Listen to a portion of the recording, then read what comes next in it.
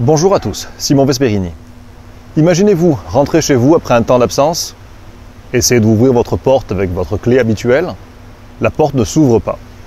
Vous insistez pendant un moment, incrédule, et puis finalement, des gens se présentent, ouvrent la porte, et vous disent que vous n'êtes pas chez vous, qu'ils vivent là, qu'ils se sont installés là. Imaginez l'effet que cela produit.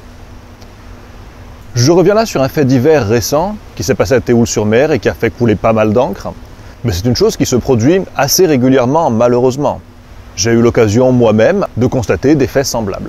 Dans la vidéo d'aujourd'hui, on va revenir sur ces événements, on va analyser ce qui s'est passé, pourquoi et comment ça se passe, et pour ceux qui resteront jusqu'à la fin de la vidéo, on verra surtout quoi faire pour que cela ne vous arrive pas, parce qu'en réalité, ça peut arriver à n'importe qui a un logement.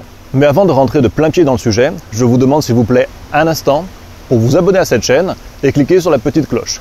Comme ça, vous ne manquerez rien de ce que je publie chaque semaine, 2 fois par semaine, et ainsi vous permettrez à cette chaîne de continuer à grandir, à grossir.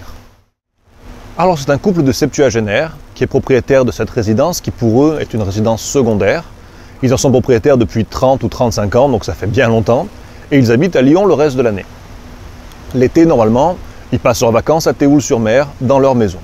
C'est toujours un événement qu'ils anticipent, un élément joyeux d'allégresse, sauf que là, comme je vous l'ai dit précédemment, au moment où ils arrivent, ils garent leur voiture, ils sortent leurs premiers bagages et le monsieur monte chez lui pour ouvrir sa porte et rentrer, eh bien pendant un petit moment il essaye, il ne comprend pas pourquoi sa clé n'ouvre pas la porte, la clé ne rentre même pas. Il insiste, il essaye de pousser, taper avec son épaule parce qu'il pense qu'il y a un problème avec sa clé réellement. Et puis au bout d'un moment, des gens ouvrent la porte et de manière assez agressive lui demandent simplement d'arrêter de les importuner parce qu'ils sont chez eux, ils se sont installés là. Ils vivent là et c'est en plus un couple avec 2 enfants et la dame est enceinte.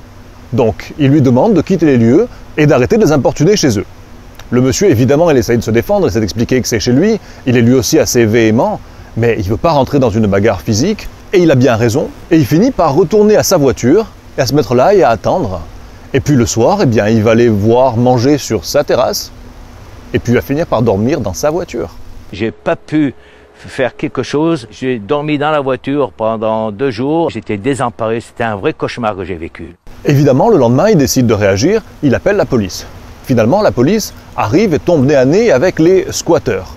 Seulement, plus de 48 heures s'est passé depuis leur installation. Et ce qu'il faut savoir, c'est que ce délai de 48 heures, c'est un délai d'usage. En fait, ça permet à la police, dans les 48 heures, de constater le flagrant délit d'occupation illégale des lieux. Au-delà des 48 heures, hormis si elle a affaire à un fugitif qui essaie de se soustraire à la loi, la police n'a pas vocation à expulser une famille d'un logement.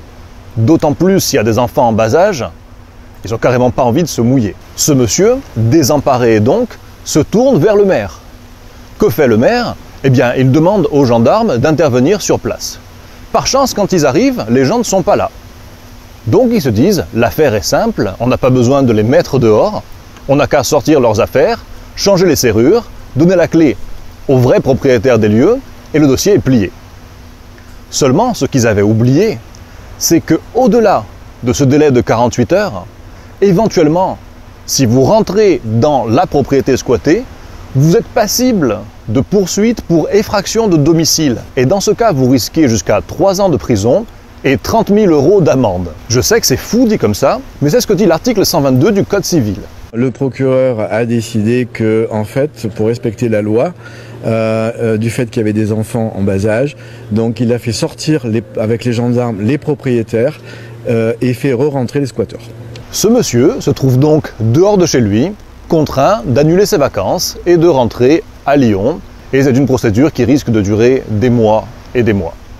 Et cette histoire, aussi rocambolesque qu'elle paraisse être, en fait, ça peut arriver à n'importe qui, n'importe quand. Du moment que vous n'êtes pas chez vous, vous pouvez très bien revenir et trouver quelqu'un, sur le même principe. Et je pense que ce qui est important de noter ici, puisqu'on voit bien que le squatteur, à mon sens, est beaucoup plus protégé par la loi que le propriétaire. Heureusement que le propriétaire, d'ailleurs, n'a pas l'idée de se faire justice lui-même et lui-même d'expulser les gens, parce que s'il voulait manu militari les mettre dehors, là, il se trouverait réellement embêté. Et à mon sens, c'est révélateur, et c'est important de le savoir quand on est propriétaire d'un bien en France, c'est important de le savoir quand on veut investir dans de l'immobilier locatif en France, C'est révélateur de l'état d'esprit, de l'obédience de pensée française. C'est-à-dire qu'on a là un pays qui est profondément empreint d'une pensée socialiste. Socialiste avec une composante qui n'aurait pas déplu aux bolcheviks eux-mêmes. C'est-à-dire que de manière très manichéenne, le propriétaire, lui, il est riche, sinon il ne serait pas propriétaire. Le squatteur, lui, il est pauvre, sinon il ne serait pas squatteur. Donc le propriétaire, il est méchant, et le squatteur, gentil, faible, doit être défendu par la loi. Et on voit qu'il est carrément défendu ici, dans le cadre du Code civil. Évidemment, on omet là totalement le fait que, par exemple, beaucoup de retraités avec des retraites miséreuses ont un petit patrimoine immobilier qu'ils louent de façon à subvenir à leurs besoins. C'est pas parce qu'ils sont propriétaires qu'ils sont riches. Et les paroles justes d'un artiste qui est parti trop tôt me reviennent à l'esprit. Je dis qu'il ne suffit pas d'être pauvre pour être honnête.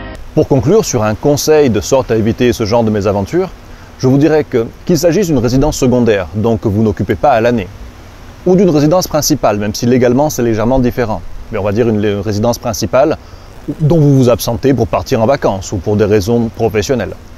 Faites en sorte d'avoir un voisin avec lequel vous êtes en bon terme, qui garde un œil sur votre bien. Faites en sorte d'avoir un ami, un membre de la famille, qui passe de temps en temps jeter un œil. De façon à ce que, si des dégradations venaient à être constatées sur les portes, sur les fenêtres, si des signes d'effraction, des signes de tentative d'effraction étaient constatés, on puisse immédiatement déposer une main courante auprès de la police ou de la gendarmerie. Ça permettrait, en cas d'occupation illégale des lieux, bien de faire jouer le fameux flagrant délit. Ne pas laisser trop de temps passer entre le moment où les gens rentrent et le moment où ils sont installés, où ils sont considérés comme étant à leur domicile. Après, évidemment, on ne va pas se leurrer, hein. J'en connais beaucoup ici en Corse qui, trouvant des occupants chez eux, agiraient vraiment différemment de ça. Mais ce n'est pas quelque chose que je conseille et ce n'est pas quelque chose de conseillable parce que ça peut vous amener en galère. Donc que vous ayez une maison en Corse où ça a peu de chances d'arriver, mais sait-on jamais, ou n'importe où ailleurs sur le territoire français, sachez qu'en tant que propriétaire, vous êtes considéré comme le méchant et que vous avez intérêt vous-même à protéger vos arrières et à faire attention.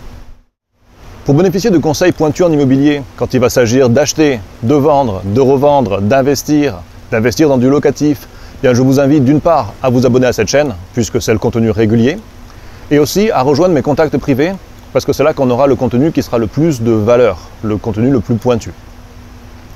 Si cette vidéo vous a amusé ou vous a apporté quelque chose, eh bien n'hésitez pas à y laisser un pouce vers le haut. Sur ce, je vous remercie de votre visionnage et je vous dis à bientôt. Ciao!